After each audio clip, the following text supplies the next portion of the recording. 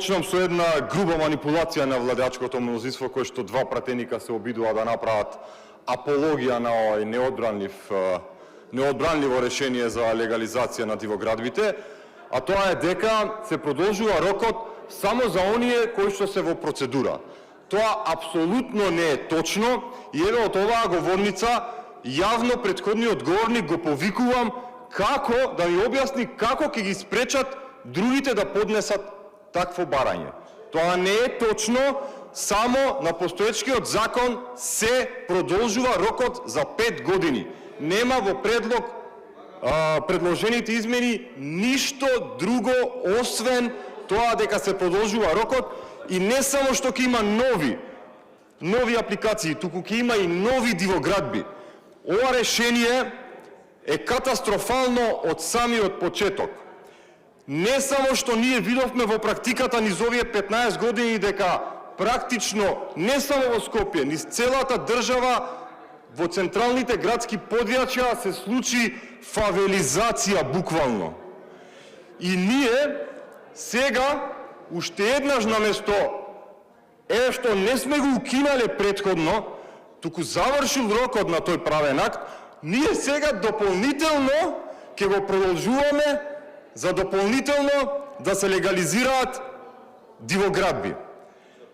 И тука е овој проблем кој што го спомна колегата Малиша Станковиќ, кој што мислев дека од целиот говор на крај ќе каже дека навистина не го поддржува овој предлог, но ете кажа дека го поддржува, а сите аргументи му беа дека тоа е лош.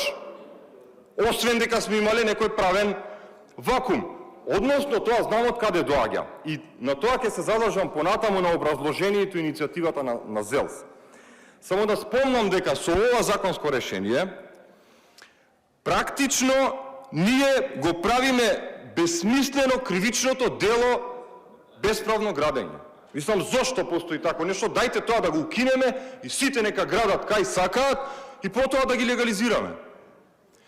Инаку, како што кажа колегите од ВМРО ДПМН, ова е иницијатива на ЗЕЛС, каде што во ЗЕЛС иницијативата е пак од општина Битола.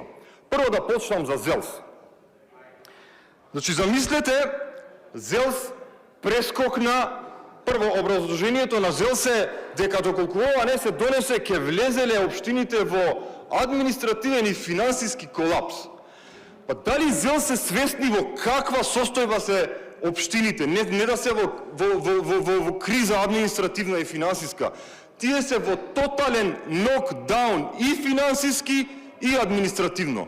Немаат основни тела, немаат никакви урбанистички контроли, немаат пополнето никакви ствари кои што се од суштинска важност за контролирање на урбаниот простор. И сега вие викате дека ако не сме ги донеселе овие законски, ќе влезеле во административен и финансиски колапс.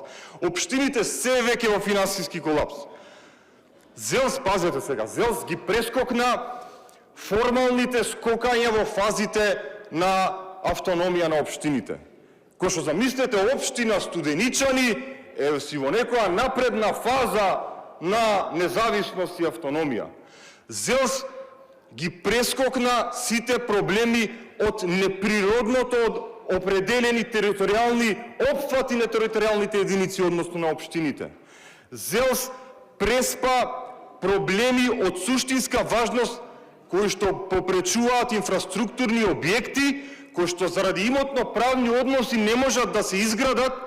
Неколку примери ви се мостот кај хотел Русија, патот од Пинтија до Драчево и неколку други такви. Значи, сите овие проблеми ЗЕЛС ги преспа и сега приоритет на ЗЕЛС е дека треба да се продолжи законот за да се долегализираат нелегалните градби и да се изградат уште повеќе нелегални градби и тие да имаат можност пак да аплицираат и се разбира хотелот на Мјалков да може комплетно да се легализира и сите други угостителски објекти кои што низ загрозеното подрачје на Охридско езеро, кој што има ризик да го одземе статусот како заштитено подрачје од ЮНЕСКО.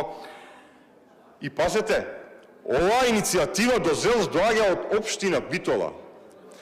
Дали вие, колеги, сте ги виделе постројките на општина Битола, за кои се потрошени над 150 милиони евра.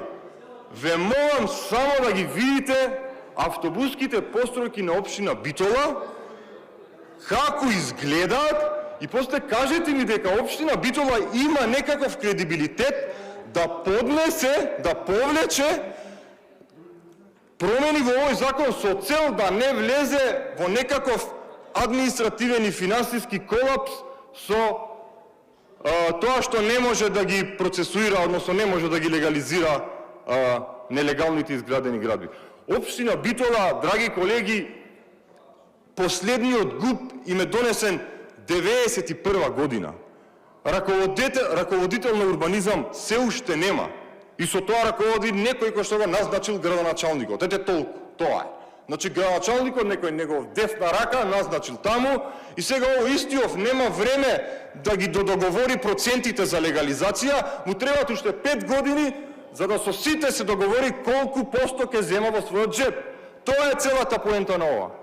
А вие со што сакате да го оправдувате ова, не ви проаѓа.